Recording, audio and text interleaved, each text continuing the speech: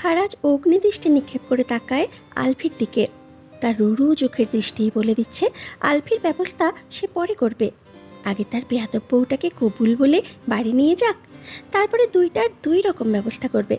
ফিতা কেটে দেওয়ায় ফারাজ বন্ধুবান্ধব কাজিন সহ ভেতরে গেল। ক্যামেরাম্যানেরা ভিডিও করতে ব্যস্ত হয়ে গেল। ফারাজ কিছু না বলে চলে গেলেও ফারহাদ আলফিকে ছাড়ল না। ভাইয়ের পক্ষ টেনে ফিসফিস করে আলফিকে বলল, ভাইয়াকে চুরি করতে আসছে নাকি বিয়ে করতে আসছে আবুল? অয়ন ফারাজের যাওয়ার দিকে চেয়ে বলে, ওই সে একই কথা, চুরি করে নিয়ে যেতে পারে নাই তাই জোর করে বিয়ে করতে আসছে। ফরহাদ আগের কথার জবাব দিয়ে বলল, তো তোর মন চাইলে তুই নাকে রুমাল পেঁচিয়ে হাঁট, মনে হয় বায়ু দূষণ করছিস। ছি, ওদিক থেকে হেঁটে আয়, বাতাসে মিথেন গ্যাস ছাড়িস নাকি? আলফিও কথায় হেরে যাওয়ার পাত্র নয়। ফরহাদ আর আলফি প্রায় একই স্বভাবের, কেউ কাউকে কথায় ছাড়ে না। তবে আলফি সব সময় ফারাজকে খোঁচা দেওয়ার জন্য পণ্ডিত। এই যেমন এখনও দিল, ঘুরে ফিরে ফারহাদের কথায় ফিরিয়ে দিল। তুই বায়ু দূষণ করে পরিবেশ দূষণ করে ফেলেছিস, এখন অন্যের নাম বলছিস, লজ্জা করে না? তোর মুখের সামনে দাঁড়ালেই অক্সিজেন লেভেল 0% হয়ে যায়, বলে আলফি ভাব নিয়ে ভিতরে চলে গেল। ফারহাদ কটমট দৃষ্টিতে চেয়ে বিড়বিড় করে বলল, শালা, ভাবিকে বলবো তুই বিয়ে বাড়িতে এসে মেয়েদের পেছনে লাইন লাগিয়েছিস। শুধু একবার দেখি সুমি ভাবিরে, তখন বুঝবি কত ধানে কত চাল। ঝাড়ুর বাড়ি একটাও মাটিতে পড়বে না, মিলিয়ে নিস। তিতলি এখনও বিছানায় বসে আছে, শাড়ির ভাঁজে আঙুল পেঁচাচ্ছে। নিধিরা বাহিরে গেছে খেতে। মেয়েটার মাথায় সে কি চিন্তা ঘুরপাক খাচ্ছে। এই মুহূর্তে এসে তার দাদুর বলা কথাগুলো তাকে ভীষণ ভাবাচ্ছে। সত্যি, যদি ওই লোক তাকে কিছু না করে, কিছু করে না, সে কোনো কিছু করতে দেবে না, একদম দেবে না। তাহলে কি করবে? ছুরি নিয়ে বসে থাকবো? না, ওটাও তো করা যাবে না। তাহলে তিতলির ভাবনার মাঝেই গ্রাম থেকে আসা কাজিনরা টাকা নিয়ে এসে তিতলিকে ঘিরে ধরল। প্রীতি মুচকি হেসে বলল, দুলা ভাইয়ের মনে হয় ডায়াবেটিস আছে রে তিতলি, গুঁড়া মরিচ মিশিয়ে মিষ্টি নিয়ে গেছি খাওয়াবো বলে, কিন্তু কেমন গভীর মুখে বলে দিল আমি এসব খাই না। নীতি দুষ্টু হেসে বলল, দুলা ভাইয়ের মনে হয় অনেক তারা তোরে নিয়ে যাওয়ার লইক্কা, মুখে একবার কইছি টাকা না দিলে ভাগেন, বউ পাবেন না, আর অমনি 30,000 টাকা বের করে দিচ্ছে।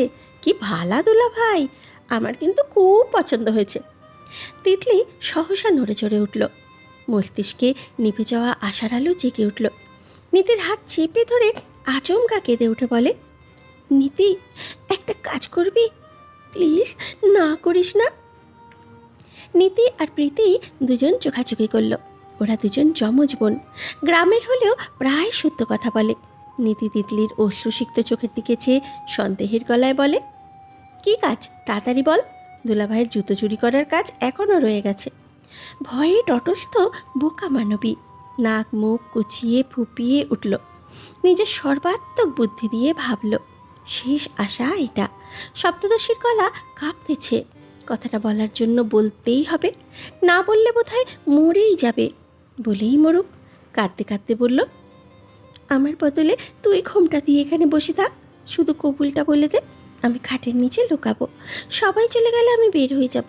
ওই লোককে আমি বিয়ে করতে পারবো না, আমি অন্য কাউকে ভালোবাসি। নীতি প্রীতি চোখ দুটো বড় বড় করে ফেলল। এমন চিন্তা কেউ করে? এই মেয়ে কি পাগল হয়ে গেছে? কী সব বলছে? সবাইকে ডাকবে নাকি? নীতি কিছু বলতে চায়, এর মাঝেই ফরিদা বানু ভিতরে ঢুকলেন। নাচ জামাইকে দেখে এসেছেন তিনি, ওনার খুব পছন্দ হয়েছে, তাই খুশিতে গদগদ কণ্ঠে নাতিনকে বলতে এলেন, তিতলি রে, নাচ জামাই তো একদম তোর দাদার লাহান, মোর খুব ভালো লাগছে, তোর দাদার কথা মনে পড়তেছে। তিতলির আশায় জল ঢালার জন্য তার দাদু এসে পড়েছে। এখন কি করবে সে? নাক টেনে বলল, তো দাদা ভাই বানিয়ে তোমার কাছে রেখে দাও। ফরিদা বানু নাতনির দিকে ভালো করে তাকিয়ে বললেন, তোর নাকে নথ কইরে, বিয়ার দিন বউর নাকে নথ থাকতে হয়, দেখি আয় নাক পুরি দি। তিতলি নিজের নাকে হাত দিয়ে ভয় পেয়ে বলল, না না, আমি নাক পুরব না। নাক না পোড়ালে স্বামীর অমঙ্গল হয়, আমি অন্য কারোর জন্য নিজেকে ব্যথা দিতে পারবো না। বেশি কথা কস, যখন জামাই ব্যথা দিতে চাইব তখন কি করবি? তাই নাক পুরি দি, তেমন ব্যথা লাগবো না, পিঁপড়ার কামড়ের মতো লাগে। তিতলি নাক পুরাবে না, সে অনেক ভয় পায়। মনে মনে বলে, স্বামীর অমঙ্গল হলে হোক, ওই লোকের মঙ্গল চর দায়িত্বে আমি নেই। বিয়েটাই মানে না। তার দাদু আগের যুগের গ্রামের হাওয়ায় কত কিছু খুঁজে বেড়ায়, আর একটু আগেও কি কতগুলো বলে গেছে। ফরিদা বানুর কাছে নাতিনের হাব ভাব ভালো লাগে না। কানে কানে এসে আস্তে করে বললেন, হাচা কইরা কত, কোনো পোলার লগে কি পীড়িত নাই তো? নইলে অন বিয়ার দিনে মনমরা ওই বই রয়েছিস কেন? তিতলি নাক ফুলিয়ে অভিমানী গলায় বলল, না। ফরিদা বানু খুশি হয়ে বললেন, থাক, কান্না বন্ধ কর। আমার বিয়ার সময়ও অনেক কাঁদছিলাম, বাসর রাইতে তোর দাদা অনেক আদর্শ হাক করছে, হ্যার পরে আর কান্দি নেই। বলে ফরিদা বানু চলে গেলেন। নিধিরাও তখন আসলো। বরযাত্রীদের খাওয়া দাওয়ার পাট শেষ হয়েছে সবে। তৌসিফ শেখ কোনো কমতি রাখেননি বরযাত্রীদের খাবারের পরিবেশনের প্রতি। একমাত্র মেয়ের বিয়েতে কেউ যেন একটা খোঁচা মেরে কথা বলতে না পারে, সেই জন্য সব কিছু প্রয়োজনের তুলনায় বেশি বেশি দিয়েছেন। ফারাজ খান স্টেজে বসে আছে, কপাল কুঁচকে রেখেছে বিরক্তিতে। হাতের ঘড়ির দিকে তাকাচ্ছে কিছুক্ষণ পর পর। কাজীকে এখন কি বলতে ইচ্ছে করে? বিয়ে পড়াতে কি এতক্ষণ লাগে? এত মানুষের মাঝে যেন সে কোনো মহামূল্যবান পুরুষ। মেয়ে মানুষ উকিঝুঁকি দিয়ে দেখে যাচ্ছে, পিক তোলার ট্রাই করছে। কেউ ফিসফিস করে বলতেছে, তিতলির ভাগ্য আছে, সুন্দর বড়লোক জামাই পাইছে। এইসব শুনে ফারাজের ঠোঁটের কোণে আড়ালে আবডালে বাঁক পড়ে। সে প্রায় সময়ই নিজের অজান্তেই ভেবে বসত, বেয়াদব মেয়েটাকে জ্বালিয়ে পুড়িয়ে ছাই করার জন্য হলেও এমন অকল্পনীয় সিদ্ধান্ত নেবে। নিজের কন্ট্রোল এনে তাকে জ্বালানোর শোধ তুলবে তিতলিকে। তার মন কি চায় তা ভালো করে প্র্যাকটিক্যালি বুঝিয়ে দেবে, বুঝাবে তাকে ইগনোর করার ফল। কিন্তু তার মা বাবা মির্জাফরের বংশধর, তার আগেই কিনা সেই মেয়ের সাথেই বিয়ে করাতে নিয়ে এসেছে। ভাবা যায়? ব্যাপারটা কিন্তু মন্দ নয়। তার মা বাবা আসলেই তার চেয়েও জেন্টেলম্যান, তার কাজ আরও সহজ করে দিয়েছে। দুইটা ধন্যবাদ দেওয়ার প্রয়োজন আছে। খাওয়া দাওয়া শেষে কাজী সাহেব তাড়া করলেন বিয়ে করানোর জন্য। তৌসিফ শেখ ও আফজাল শেখ দুই বেয়াই কথা বলছেন, তখন কাজী সাহেব তাড়া দিয়ে বললেন, এবার তাহলে বিয়ে পড়ানোর কাজ শুরু করতে হবে, সময় চলে যাইতেছে। তৌসিফ শেখ ও আফজাল খান দুই বেয়াই সম্মতি জানিয়ে বললেন, হ্যাঁ, শুরু করা যাক। কাজী সাহেব কাগজপত্র নিয়ে বসতে বসতে বললেন, মেয়ে কই, মেয়েকে নিয়ে আসেন। তৌসিফ শেখ বললেন, মেয়ে ঘরে বসে কবুল বলে সাইন করবে, আসুন আমার সাথে। কথাটা শ্রবণেন্দ্রিয়ে পৌঁছাতেই ফারাজের মস্তিষ্ক জ্বলে উঠল। এতক্ষণ ধরে বেয়াদব বউয়ের মুখে নিজের নাম কবুল শোনার জন্য অপেক্ষা গ্রহণ করছে, আর এখন এসব শুনলে কি মাথা ঠিক থাকে? যুবক চোয়াল শক্ত করে বাবার দিকে তাকালো। আফজাল খান ছেলের দিকে একবার তাকিয়ে কাজী সাহেব ও তৌসিফ শেখকে কানে কানে কি যেন বললেন। তৌসিফ শেখ তুষারকে ডেকে বললেন, তুষার, তিতলিকে নিয়ে আসতে বলো। তুষার বাবার কথা মতো ভিতরে গেল। ড্রয়িং রুমে আত্মীয় স্বজনরা সহ বড়রা সবাই বসে আছেন, বাকিরা বাইরে কেউ জামাই দেখে। তুষার ড্রয়িং রুমে গিয়ে আলেয়া শেখকে বললেন, আম্মু, তিতলিকে নিয়ে আসতে বলো, কাজী সাহেব তাড়া করছেন। আলেয়া শেখকে সকাল থেকে কেমন নরম দেখাচ্ছে। মেয়ের কথা ভেবে অজান্তেই চোখ ভিজে উঠেছে বারবার। ছেলের কথা শুনে ভাঙা গলায় বললেন, নিয়ে আসবে এখন, তুই গিয়ে একবার দেখে আয় তো। তুষার মায়ের কথায় উপরে গেল। করিডোরে যেতেই ঝিলিক ও রূপসার সাথে দেখা হলো। তুষার আর চোখে ঝিলিকের পানে চাইল। মেয়েটা শাড়ি পরে এসেছে। চোখাচোখি হতেই তুষার চোখ ফিরিয়ে সামনে হাঁটতে থাকে। রূপসা পরপরই সন্দেহের গলায় বলে, তুষার ভাইয়া মনে হয় তোকে পছন্দ করে। ঝিলিক ভ্রু কুচকে বলল, আজব, উনি আমাকে কেন পছন্দ করবে? কথাটা একটু জোরেই বলল। তুষারের চলন্ত পাজরা 1 সেকেন্ডের জন্য থেমে গেল, আবারও চলে গেল। রূপসা আবারও বলল, আমি খেয়াল করেছি, হলুদের রাতেও দেখেছি তোর দিকে তাকিয়ে আছে, এখনো দেখলি না? তাও তোর এমন কিছু মনে হচ্ছে না? রূপসা আগের মতো করেই কিছু একটা মনে করে বলল, আমি তিতলির থেকে শুনেছি তুষার ভাই নাকি প্রেম করেন, তাহলে আমাকে কোন দুঃখে পছন্দ করবে? আরে গাধি, মনে কর প্রেমিকাটা তুই। ঝিলিক রূপসাকে ধমক দিয়ে বলল, ধর, তুই বেশি বেশি ভাবছিস, এমন কিছুই না। ঝিলিকের কথার ভেতরেই গম্ভীর সুর ভেসে এলো, কার কথা বলা হচ্ছে এখানে? ঝিলিক চমকালো, থমকালো, কিন্তু কিছু বলতে গিয়েও সামনের মানুষটাকে দেখে আবার থমকে যায়, চোখ নামিয়ে নেয় লজ্জায়। রূপসা বলে, কারো কথা বলা হচ্ছে না ভাইয়া। তুষারের চোখ ভুলবশত হঠাৎ করেই ঝিলিকের কাঁধে পড়ল। দ্রুত চোখ ফিরিয়ে নিল মানব, ঢোক গিলল অজানা কারণে। মুহূর্তেই সেখানের হতে প্রস্থান করল। তুষার চলে যেতেই ঝিলিক রূপসাকে বলল, তোকে পছন্দ করে, আমাকে না, বুঝলি? আমি দেখছি তোর দিকে তাকিয়েছে। রূপসা ঝিলিকের দিকে তাকিয়ে চোখ কপালে তুলে বলল, আল্লাহ, আসলেই তুই গাধি রে, কাঁধের ব্লাউজ সরে গিয়ে কালো ফিতা দেখা যাচ্ছে, ছি। বলেই নিজেই হাত বাড়িয়ে ঝিলিকের কাঁধের ব্লাউজ ঠিক করে দিল। ঝিলিক লজ্জায় মরে যায় অবস্থা। ছি, সে এইভাবে ছিল? তুষার ভাই কি তাহলে তাকে এইভাবে দেখে ফেলেছে? এই মুখ সে আর তুষার ভাইয়ের সামনে দেখাতেই পারবে না। বিষয়টি খুবই লজ্জাজনক। রূপসা ঝিলিককে বলল, মনে হয় তুষার ভাইয়া দেখে গেছে, তাই কিছু না বলে চলে গেছে। ঝিলিক লজ্জায় কিছু বলার ভাষা খুঁজে পেল না। তিতলিকে নামানো হলো পরপরই, মাথায় লম্বা দোপাট্টা দেওয়া। দুর্বল শরীর নিয়ে হাঁটার মতন শক্তি পাচ্ছে না মেয়েটা। দিন দুনিয়ার কোনো খবর নেই, শুধু ঘোমটার নিচে চোখের পানি ফেলে বন্যা বন্যি বানিয়ে ফেলেছে। নিধি প্রিমা দুইজন দুপাশ থেকে ধরে বাইরে নিয়ে এলো।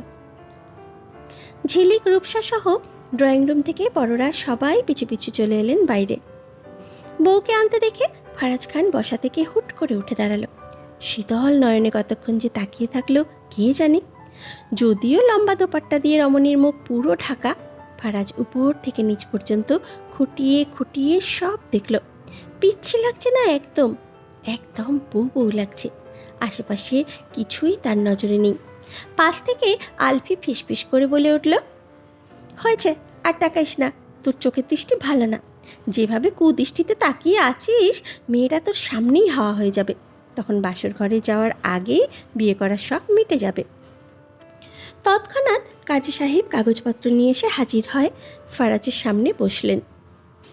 তিতলিকে ফারাজের পাশাপাশি ঝাড়বাতির মতো দেখতে ফুলের পর্দার আড়ালে বসানো হয়েছে। বিয়েবাড়ির সকল মেহমান ও বরযাত্রীরা গোল হয়ে ওখানে একত্র হয়েছে। কাজী সাহেব সর্বপ্রথম নিকাহ খুতবা পাঠ করলেন। নিকাহ খুতবা শেষে কাজী আর দেরি না করে বিয়ে পড়ানোর কাজ শুরু করলেন। তৌসিফ শেখের একমাত্র কন্যা তিতলি, তেহরিন শেখকে 1 কোটি টাকা দেনমোহর ধার্য করে বিবাহ করতে আপনি রাজি আছেন? রাজি থাকলে বলো বাবা, আলহামদুলিল্লাহ কবুল। ফারাজ একটুও সময় নিল না, কাজী বলার সঙ্গে সঙ্গে বলে উঠল, আলহামদুলিল্লাহ কবুল। পাত্রের 3 বার সম্মতি নেওয়ার পর কাজী সাহেব একটা কাগজ এগিয়ে দিয়ে বললেন, এইবার কাবিননামায় সাইন করুন। ফারাজ তা হাতে নিয়ে ভালো করে পড়ল, তারপরে দ্রুত সাইন করে দিল। আর এখন 1 মিনিট দেরি করার সময়ও নেই। পাত্রের থেকে সাইন নিয়ে কাজী সাহেব সহ সকলে তিতলির সামনে এসে বসল। মেয়েটা আদৌ এখানকার কিছু শুনেছে কিনা আল্লাহ ভালো করে জানেন। হাতের ভাঁজে হাত গুজে পাথরের মতো বসে আছে। কাজী সাহেব একইভাবে নিজের মতো শুরু করলেন, আফজাল খানের বড় পুত্র ফারাজ খানের সঙ্গে বিবাহ করতে আপনি রাজি? রাজি থাকলে বলো মা, আলহামদুলিল্লাহ কবুল। 4 মিনিট পেরিয়ে গেল, তাও কোনো শব্দ আসলো না। ফরিদা বানু সেখানেই উপস্থিত।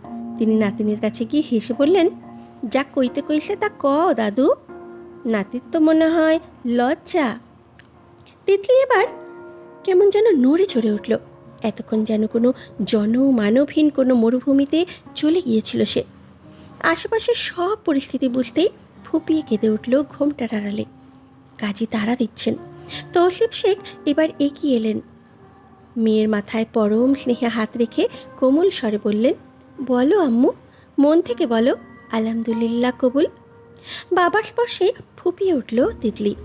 সহসা কান্না বিচরিত কণ্ঠে বলে উঠল, আমি আমি বলবো না। সম্পূর্ণ শব্দ উচ্চারণ করতে পারল না, কাঁদতে কাঁদতে হেঁচকে উঠে গেছে। মেয়ের কান্না দেখে তৌসিফ শেখ ভীষণ আশ্বাস দিয়ে ফের বললেন, কবুল বলো আম্মু। তিতলির কান্নার শব্দটা বাড়ল না, ধীরে ধীরে তা কমে গিয়ে গলার কাছে চেপে গেল। যাকে চেয়েছিল খুব করে তাকে তো পায়নি, এখন কাকে জীবনের সাথে জড়াচ্ছে? কত করে চাইলো বিয়েটা ভেঙে যাক, না আল্লাহ তার কোনো কথা শুনল। জিভ দিয়ে ঠোঁট ভিজিয়ে নেয় মেয়েটা। কান্না থামালেও কান্না আসছে ভীষণ। নত করে রাখা মুখটা আরও বেশি নত হলো। কান্না জড়িত কণ্ঠে বলে উঠল, কবুল। 3 শব্দের বাক্যটা উচ্চারণ করতে গিয়ে টকটকে লাল লিপস্টিক দেওয়া অধর যুগল তিত্তির করে কেঁপে উঠল রমণীর। ফারাজ কখন থেকে অধীর আগ্রহে বসে আছে, বেয়াদব মেয়েটা তাকে ততই অধৈর্য করে তুলছে। কবুল বলতে কেন দেরি করলো? আজ সুদে আসলে উসুল করবে। এর মাঝে কাজী সাহেব আবার বললেন, 3 বার বলতে হয় মা, আরও 2 বার বলো। তিতলি এবার আর দেরি করলো না, সঙ্গে সঙ্গে বসে আসা কণ্ঠনালী ভেঙে বেরিয়ে আসলো, কবুল কবুল। চারিদিকে আলহামদুলিল্লাহ শব্দে মুখরিত হলো। কাবিননামায় সাইন করতে দেওয়া হয় তিতলিকে। ঘোলাটে চোখে ঠিক পাত্রের নামটা অস্পষ্টভাবে দেখল কিনা কে জানে। কাপা হাতে অনেক কষ্টে নিজের নামটা লিখল। অবশেষে কাজী নিজের দাড়িতে হাত বুলিয়ে দিয়ে বললেন, আলহামদুলিল্লাহ, বিবাহ সম্পন্ন হলো। ইসলামিক শরিয়ত মতে আজ থেকে আপনারা স্বামী স্ত্রী। স্বামীকে সব সময় সম্মান করবে, কখনো স্বামীর কথার অবাধ্য হবে না। আরও কিছু বলে নবদম্পতির সুখ শান্তি কামনা করে দীর্ঘ এক দোয়া পাঠ করলেন কাজী সাহেব সহ উপস্থিত সকলে। দোয়া শেষে কাজী উঠে দাঁড়ালেন। ফারাজের অদ্ভুত সব অনুভূতি হচ্ছে। বিয়ে নিয়ে অতটা সিরিয়াসভাবে কখনো ভেবে দেখা হয়নি, কিন্তু অবশেষে সত্যিই তার বিয়ে হয়ে গেছে। আজ থেকে আরও একজনের দায়িত্ব তার কাঁধে।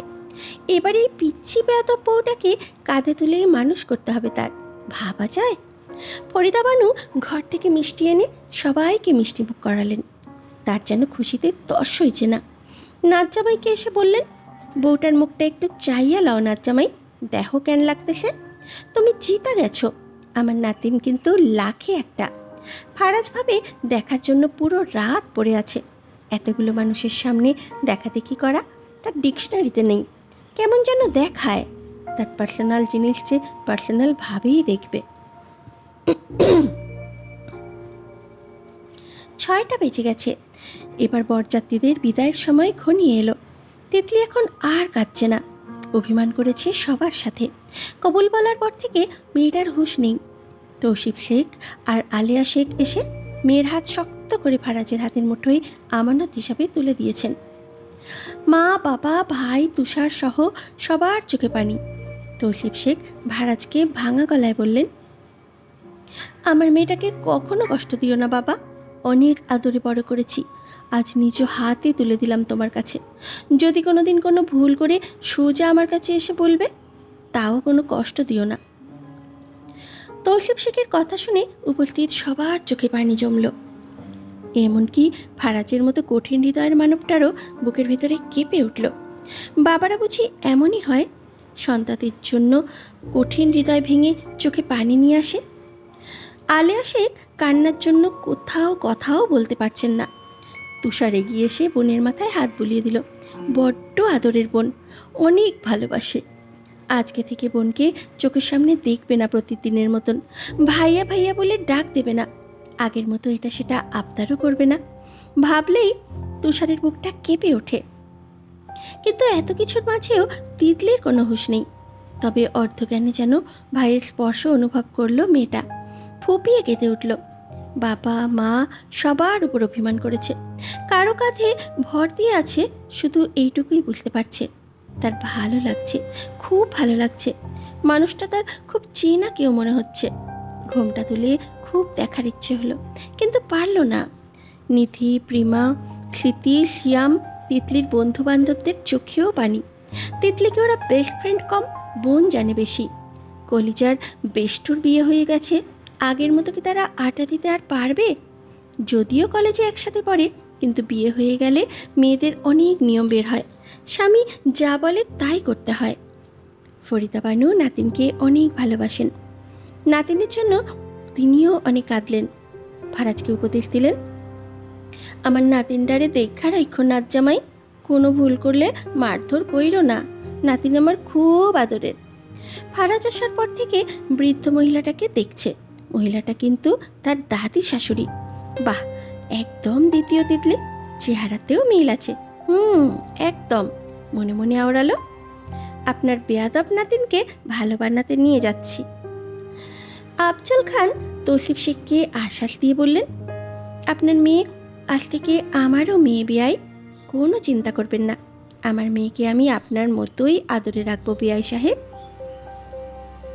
তারপরে সবার থেকে বিদায় নিয়ে বরযাত্রী সহ সবাই গাড়ির দিকে রওনা হলো। নিয়ম অনুযায়ী তিতলির সাথে যাবে তুষার, সিয়াম, নীতিসহ তিতলির কাজিন হিমু। সবাই এক এক করে গাড়িতে উঠে গেল। ফারাজ ধীরে ধীরে হেঁটে আসছে, তাও বউকে কোলে নিচ্ছে না। তা দেখে আলপি পাশ থেকে আফসোস করে বলল, তোর বউ অজ্ঞান হয়ে গেছে, দে আমি কোলে নিই। ফারাজ খান আকাশ সম রাগ নিয়ে তাকায় আলভির দিকে। আলভির উপর রাগ আগে থেকেই। যুবক প্রচণ্ড রাগ নিয়ে হিসিয়ে বলল, আমার বউ কোলে নেওয়ার জন্য আমি একাই যথেষ্ট, তোরে যেন আমার বউয়ের আশেপাশে কখনো না দেখি। বলে ফারাজ এক মুহূর্তও দেরি না করে অর্ধজ্ঞানে থাকা স্ত্রীকে কোলে তুলে নিল। জ্ঞান না থাকায় এখন তার জন্য ভালোই হয়েছে। দীর্ঘ 30 মিনিট পর অবশেষে খানবাড়ির মেইন গেটের সামনে একে একে 4টে গাড়ি থামল। বাড়ির ছোট ছোট ছেলেমেয়েরা বউ আসছে বলে চিল্লাতে শুরু করলো। চারিদিক হই হুল্লোড় ও আনন্দে মুখরিত হয়ে উঠল। সব গাড়ি গেটে থেমে গেলেও ফারাজের গাড়িটা প্রায় ভেতরে ঢুকে গেল। গাড়ি থামার 5 মিনিট পরে পার হয়ে গেলেও ফারাজ বউ নিয়ে গাড়ি থেকে নামছে না দেখে বাইরে ফিসফিস শুরু হলো। আলভি গাড়ির জানলায় টোকা দিয়ে ফিসফিস করে বলল, নাদান শিশুটার সাথে গাড়িতে বাসর করার চিন্তা করছিস নাকি? তাড়াতাড়ি বেরিয়ে আয়। ফারাজ এখনও স্ত্রীর মুখ দেখেনি। সুযোগ পেয়ে চাইছিল ঘোমটা তুলে একটু দেখবে বেয়াদব বউটাকে। দেখতে গিয়েও আবার দেখল না। দেখার জন্য অনেক সময় পড়ে আছে। সবার ফিসফিস শুনে সোজা বউ নিয়ে গাড়ি থেকে নামলো, কোলে করেই নামলো। এই মুহূর্তে তার গম্ভীর মুখটা কেমন তীক্ষ্ণ হয়ে আছে। বিয়ে করেছে এটা তার মুখের দিকে তাকিয়েই বোঝা দেয়। ভাবখানা এমন যেন 1971 সালের যুদ্ধ শেষে অবশেষে জয়ী হয়ে এসেছে। বিধিবাম 2 পা এগোতেই তিতলি কোলের ভেতরে নড়ে চড়ে উঠল। মনে হলো সে শূন্যে ভাসছে। পিটপিট করে আঁখি দুটো মেলল। মস্তিষ্ক জুড়ে প্রতিধ্বনিত হলো তার বিয়ে হয়ে গেছে। কথাটা মনে আসতেই সপ্তদশীর হাউ মাউ করে কাঁদতে ইচ্ছে করলো। কারো কোলে আছে এটা বুঝতেই নামার জন্য হাত পা ছোটাছুটি করলো। মেরুন রঙের দোপাট্টার ভেতরে সব যেন কেমন ঘোলাটে দেখাচ্ছে। মানুষটাকে দেখার জন্য খুব করে চাইল, কিন্তু কান্না করার ফলে ঝাপসা চোখে ঠিকঠাক দেখতে পেল না। তবুও নামার জন্য আগন্তুককে শক্তপোক্ত হাতে শরীরের সবটুকু দিয়ে শক্তি দিয়ে চিমটি কাটল। বেয়াদব বউকে কোলের মাঝে ব্যাঙের মতো লাফাতে দেখে ফারাজ বিরক্তিতে কপাল কুঁচকে নিল। বিড়বিড় করে আওড়ালো, সুখে থাকতে যেহেতু ভূতে কিলায়, আজ সব ভূতের নখ গোড়া থেকে কেটে দেবো, মাইন্ড ইট। তিতলি পরপর আরও 3 বার একই কাজ করলো। ফারাজ কি এমন বেয়াদব মেয়েকে কোলে নিয়ে হাঁটবে? সদর দরজার সামনে এসে ধপাস করে নামিয়ে দিল। আকস্মিক তাল সামলাতে না পেরে দুর্বল তিতলি পড়ে যাওয়ার মতো অবস্থা হলো। তবে নিজেকে সামলে নিয়ে নত মুখে দাঁড়ালো। নতুন বউয়ের আগমনের অপেক্ষায় ফারিন বেগম সহ ফারাজের খালা, মামি, চাচি, ফুপুরা, বিয়েবাড়ি থেকে আগে আগে চলে আসা কাজিনদের বউরা সবাই সদর দরজার সামনে একত্র হলো।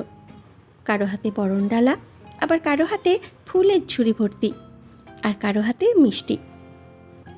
ঝিলিকের মা জিলসা বেগম কাঁটা চামচে মিষ্টি নিয়ে নতুন বউয়ের মুখের সামনে ধরলেন। মিষ্টিটা খাও দেখি মা, শ্বশুরবাড়িতে ঢোকার আগে মিষ্টি মুখ করে ঢোকো, এটা খানবাড়ির নিয়ম। ফারাজ খান এইসব নিয়মকানুন দেখতে দেখতে বিরক্ত। ছোট থেকেই দেখে আসছে মিষ্টি খাওয়ালে নাকি নতুন বউরা মিষ্টি হয়ে যায়। এসবও বিশ্বাস করতে হবে? ভাবা যায়? তার বেয়াদব্য তিতাই থাকুক। ফারাজ বেশ বিরক্তির রেশ ধরে বলল, মিষ্টি খেলে মানুষ মিষ্টি হয়ে যায় এসব থিওরি তোমাদের কে দিয়েছে পুপুমণি?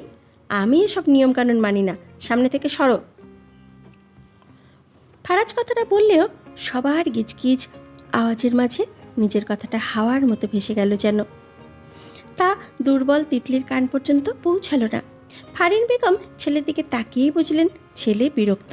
তাই ধমক দিয়ে বললেন, তোর জন্য বাড়ির নিয়মকানুন বন্ধ হবে না।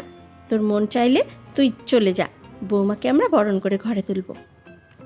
পেছন থেকে আলভি খোঁচা মেরে বলল, আমার বিয়ের সময় আমি সব নিয়মকানুন মানছি, মিষ্টি আমার বউও খাইছে, আমিও খাইছি, এখন তোকেও খেতে হবে।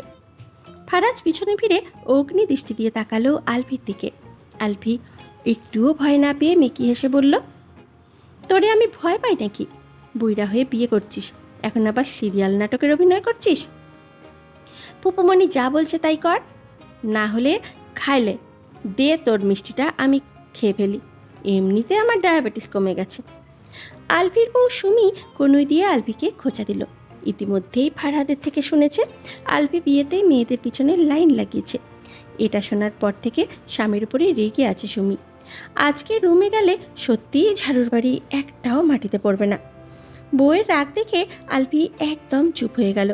আজকে মনে হয় কিছু মিছু হয়ে যাবে। মনের ভেতর থেকে বলে উঠল, আল্লাহ রক্ষা করো এই দজ্জাল বউয়ের হাত থেকে, আজকের মতো বাঁচাও। ফারিন বেগমের আনন্দের যেন শেষ নেই। আজকে থেকে সুখে দুঃখে কথা বলার একজন সঙ্গী পেয়েছেন। ছেলে থাকলে থাকুক, না থাকলে নাই। তাই ছেলেকে বললেন, তুই এখনও দাঁড়িয়ে আছিস কেন? চলে যা, তোর নিয়মকানুন মানতে হবে না। ফারাজ কিছু বলতে গিয়েও পর মুহূর্তে বউকে রেখেই বড় বড় কদম ফেলে সবাইকে পাশ কাটিয়ে ভেতরে চলে গেল। ড্রয়িং রুমে বুড়ো বুড়িরা সোফায় বসে বসে পান চিবুচ্ছেন। ফারাজের নানি ছকিনা খাতুন আর নানা হুঁশিয়ার সাহেব নাতিকে একা ঢুকতে দেখে বললেন, নাত বউডারে একলা ফালায় তুই ঘরে ঢুকা গেলি কেন? বিয়ার নিয়মকানুন কি সব ভুইলা গেলি নাকি? মাস্টারি করিস, বরকনে একলগে ঘরে ঢোকা লাগে, এইটা জানোস না? ফারাজ নানা ভাইয়ের কথা শুনে ঘাড় ঘুরিয়ে তাকায়। হুঁশিয়ার সাহেবের বয়স 80 বছর। এই বয়সে এসেও কথার জোর এখনও কমেনি। বুড়ো ভ্রু কুচকে আছেন। ছকিনা খাতুন তো রীতিমতো কোমরে হাত দিয়ে দাঁড়িয়েছেন। ফারাজ বিরক্তি চেপে রাখল। নানা নানিকে সম্মান করে ছোটবেলা থেকেই। দাদা দাদির আদর না পেলেও নানা নানির আদর পেয়ে বড় হয়েছেন। নানা নানির কথা ফেলতে পারে না। এখন আবার তার নানা নানি কোনো নাটক শুরু করবে কে জানে। এখন আবার তার নানা নানি কোন নাটক শুরু করবে কে জানে। তাই বলল, সবাই কোলে করে নিয়ে আসবে, তোমরাও সেখানে গিয়ে যোগ দাও, আমাকে জোর করো না। ছকিনা খাতুন ধমকে ওঠেন, যোগ দিব মানে? কে রে নাতি? বউ আনছিস, আদর করে একলগে ঘরে আইবি না? তোর নানা তো আমারে এখনও কোলে তৈলা হাঁটে, তুই এত বড় দামড়া শরীর লইয়া নাত বউরে কোলে কইরিয়া আনতে পারিস না? যা বউরে লইয়া আয়। ফারাজের কপালের রগ দপদপ করে। বিয়ে করেও শান্তি নেই, যার জন্য এত অশান্তি, তাকেও সে শান্তিতে থাকতে দেবে না। তার সাথে অশান্তি নিয়ে গোটা জনম কাটাতে হবে। এদিকে এই বুড়ো বুড়িদের নিয়মকানুনের ঠেলায় সে অতিষ্ঠ। মুখে কিছু না বলে আবার পা বাড়ায় সিঁড়ির দিকে। ছকিনা খাতুন আবারও ডেকে বললেন, এই নাতি দাঁড়া করাইছি, বউরে কোলে করিয়া ঘরে লইয়ায়।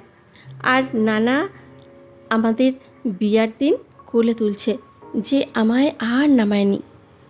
হুঁশিয়ার সাহেব পাশ থেকে বললেন, ঠিকই কইছি তোর নানি, 56 বছর আগে কোলে লইছি যে এখনও লইতে ইচ্ছা করে, তাই কান্ধে লইয়া বেড়াই। তুই জোয়ান পোলা, বউরে কোলে লইয়া ঘরে ঢুকাইতে পারিস না? ফারাজের সকল সহজ স্বীকারোক্তি, পারবো না। ছকিনা খাতুন সিঁড়ির দিকে তেড়ে আসলেন। পারবি না মানে এটা কি? হুঁশিয়ার সাহেবের নাতি হইয়া এই কথা কইতে পারিস? নানা নানির কথা শুনে ফারাজের খুব হাসি পেল, তবে হাসল না, হনহনিয়ে চলে গেল। তার নানার বাড়ির টাঙ্গাইল, তাই কথাবার্তা এমন। ফারাজ রুমে গিয়ে গায়ের কোট পাঞ্জাবি খুলে সোজা ওয়াশরুম থেকে গোসল সেরে এসেছে। এই গোসলটায় যেন এই মুহূর্তের প্রয়োজন ছিল। দেহের সব ক্লান্তি দূর হয়ে গেছে। খিটখিটে মেজাজটা আগের তুলনায় অনেকটা ফুরফুরে লাগছে। শার্ট প্যান্ট পরে বিছানায় বসে এক মনে কিছু একটা ভাবল। পিচ্ছি মেয়েটা কি এখনও জানে না বিয়েটা যে তার সাথেই হয়েছে? তাকে কি না চিনে বিয়ে করে ফেলেছে নাকি? এখন যদি তার জায়গায় অন্য কেউ হতো, ভেবেই এক অজানা কারণেই বুকের মাথায় তালু গরম হয়ে যাচ্ছে। অবাধ্য বেয়াদব মেয়ের কত বড় স্পর্ধা! তাকে জ্বালিয়ে অন্য কাউকে বিয়ে করার কথা স্বপ্ন দেখে। এবার এর শেষ তো সে দেখেই ছাড়বে। তিতলিকে বরণ করে ড্রয়িং রুমের সোফায় বসানো হয়েছে। আশেপাশের সমস্ত মানুষ বউ দেখতে চলে এসেছে। তাকে ঘিরে বসে আছে সকল আত্মীয় স্বজনেরা। সবাই বউ দেখতে চলে যেতেই ফারাজের নানা নানি নাতবউকে দেখার জন্য সেখানে বসলো। পাশ থেকে ঝিলিকের মা জিসা বেগম তিতলির ঘোমটা তুলে পরিচয় করিয়ে নিলেন।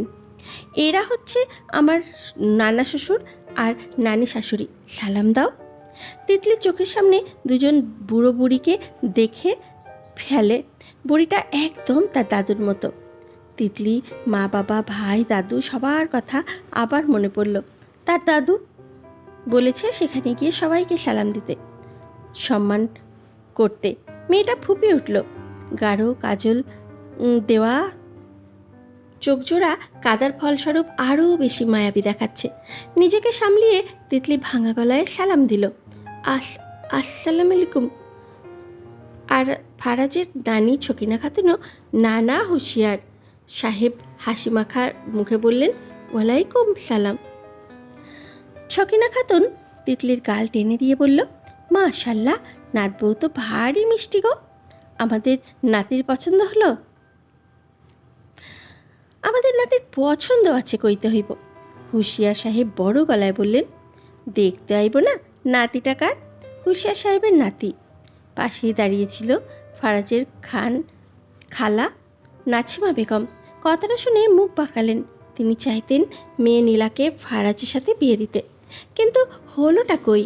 তার মেয়ে ফারাজকে ভাইয়ের চোখে দেখে, ভাইয়ের সাথে ওসব কথা ভাবতেই পারে না। মেয়েকে নিয়ে আর পারেন না নাছিমা বেগম। দাঁড়িয়ে দাঁড়িয়ে তিতলির খুঁত খুঁজতে শুরু করলেন। কিছুই খুঁজে পেলেন না। যথেষ্ট সুন্দরী, তবে একটু খাটো আছে। মুখ বেঁকিয়ে বললেন, বউ তো বেশি লম্বা না, আর একটু লম্বা হলে ভালো হতো না আম্মা? ছকিনা বেগম সেটা শুনে মেয়েটাকে বললেন, বেশি লম্বা হইবার দরকার নেই নাছিমা, নাতবউকে অনেক ভালো লাগছে। নাছিমা বেগম মুখ বেঁকিয়ে সেখান থেকে চলে গেলেন। ইতিমধ্যেই তুষার, শিয়াম, নীতিসহ তিতলির কাজিন হিমু ওদের প্রথমবারের মতো মেহমানদারি করা শেষ। হরেক রকমের নাস্তা পানি খেয়ে সকলে ক্লান্ত। তুষার সোফায় বসা বোনের দিক থেকে এক পলক তাকালো। বুকের ভেতর মোচড় দিয়ে উঠল। মনে হলো তার বোনকে জোর করে বিয়ে দিল। বোনের মতামত নেওয়ার দরকার ছিল একবার, কিন্তু ওটাও ভাবছে ফারাজ ভাইয়ের কাছে আদরের বোনটা অনেক ভালো থাকবে, তাই ওটাও ভাবল না। আফজাল খান এতক্ষণ রুমে ছিলেন। ছেলের বিয়ে থেকে এসে প্রেশার বেড়ে গেছে তার, হাঁটতে পারছেন না। এখন একটু ভালো লাগাতে তুষারের পাশাপাশি বসলেন। চা খেতে খেতে কিছুক্ষণ গল্প করলেন। রাত বাড়তে থাকলো। ঘড়িতে রাত 12টা। সব আচার অনুষ্ঠান আর বাসর ঘর সাজানো শেষে তিতলিকে নিয়ে আসা হলো ফারাজের রুমে। বাসর ঘর সাজিয়েছে আলভি, প্রীত,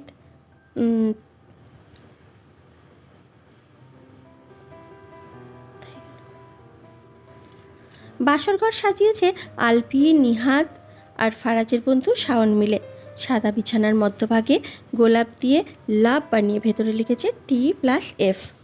সাদা গোলাপ, লাল গোলাপ সহ বিভিন্ন সুগন্ধি জাতীয় ফুল দিয়ে পুরো রুমটাকে ফুলের দোকান বানিয়ে ফেলেছে।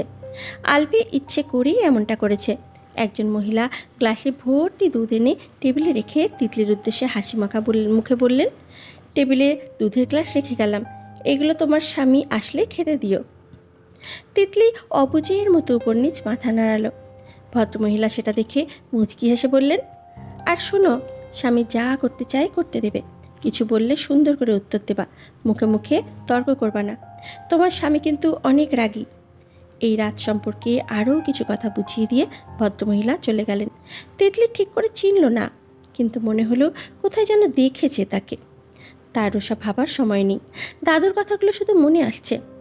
ভয়ে ক্রমান্বয়ে কেঁপে কেঁপে উঠছে শরীর। 5 দিন আগেও কি চিন্তা করছিল, তার কারোর সাথে বিয়ে হয়ে যাবে। হাঁটুতে ভর দিয়ে বসে ফুপিয়ে কেঁদে উঠল। বাসর ঘরের বাইরে দাঁড়িয়ে আছে খানবাড়ির সকল নমুনারা, শুধু ফারাজের আসার অপেক্ষায়। মোটা অঙ্কের টাকা হাতিয়ে নেবে আজ। আলভি, নিহাত, শাওন, তাসবি সহ আরও কয়েকজন কাজিন মিলে দরজা আটকে দাঁড়িয়ে আছে।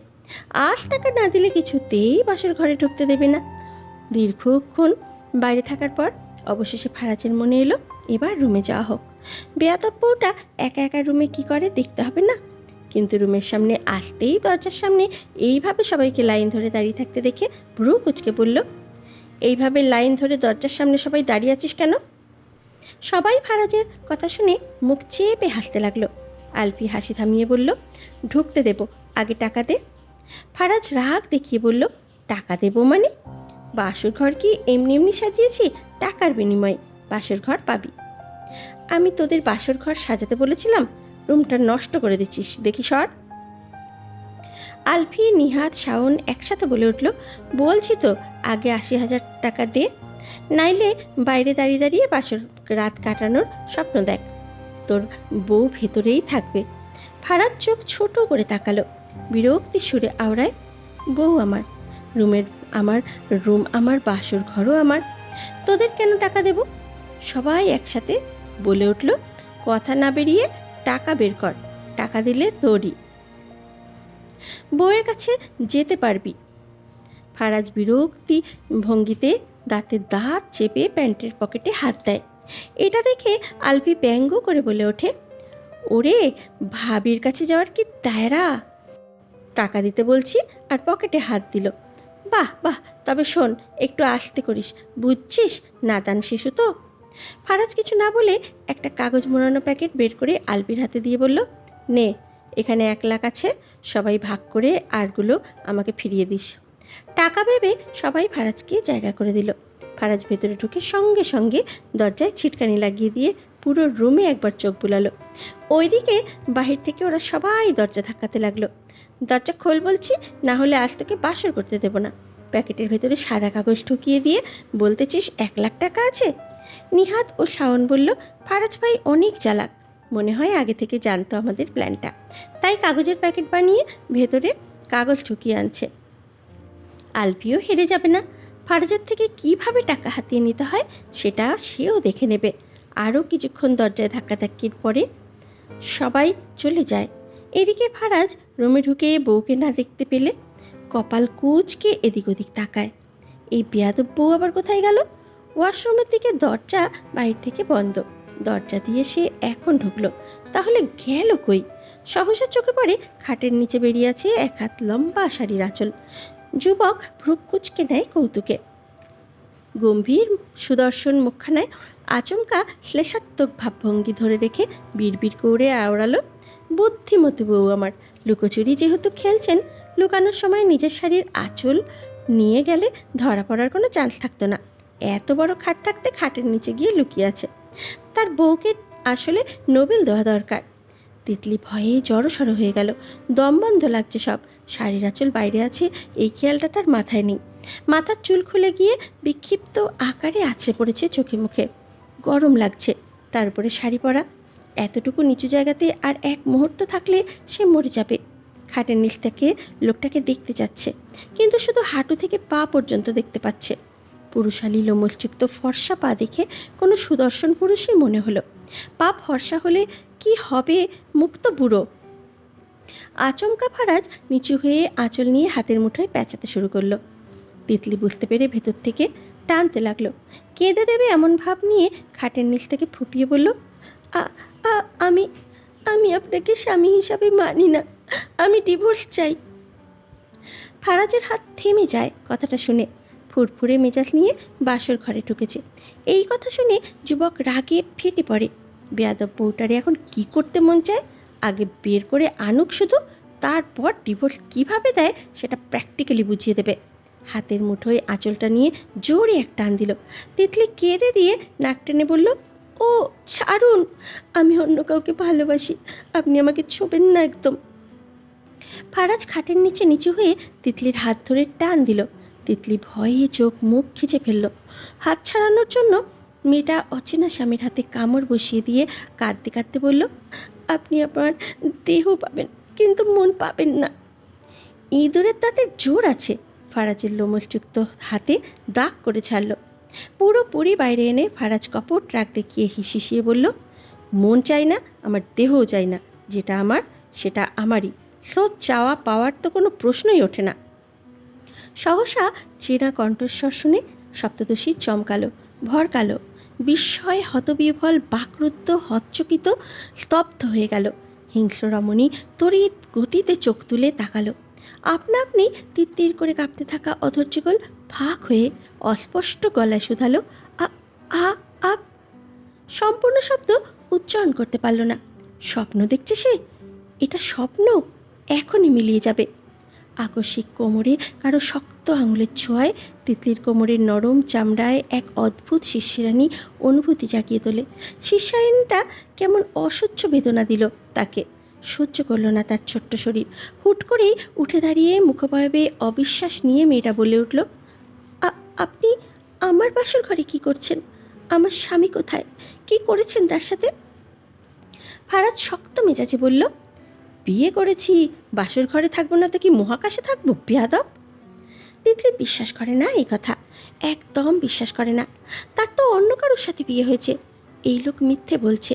বউ ডিভোর্স দিয়ে দিচ্ছে, তাই তাকে ভাগানোর চিন্তা করছে না তো। গলা ছেড়ে দিয়ে বলল, আমার স্বামীর সাথে কি করছেন আপনি? আমি আপনাকে ছাড়বো না। ফারাজ তিতলির মুখ চেপে ধরে। বেয়াদব বউ চিল্লিয়ে বাড়ির সব মানুষকে নিয়ে আসবে। মুখ চেপে ধরে ফিসফিস করে ফের বলল, চুপ, একদম চুপ। না, চুপ হব না, আমি চিল্লাবো।